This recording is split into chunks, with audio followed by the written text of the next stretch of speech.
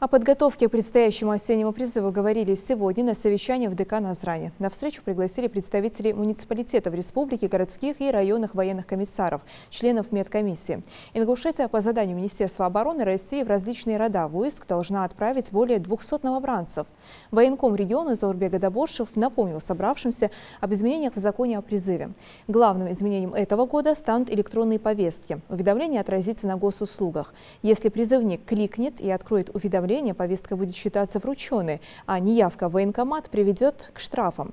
Также вводится и единый реестр военнообязанных, в котором будут все сведения о направляемых и полученных гражданами повестках, явке или неявке в военкомат, а также обжаловании ограничений и результатах рассмотрения таких жалоб.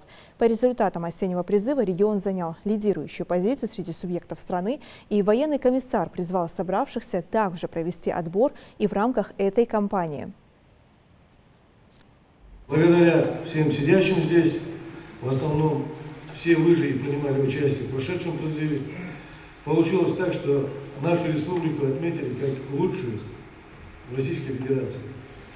Я хотел бы, чтобы то, что мы сделали в прошедший призыв, в этот призыв повторили и сделали то же самое.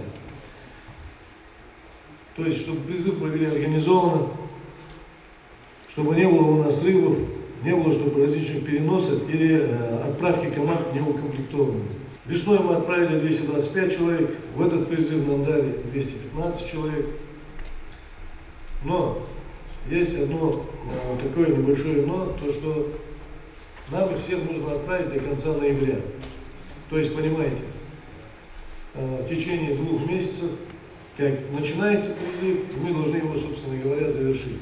Последняя отправка из нашей республики планирована на 30 ноября, первая 16 октября.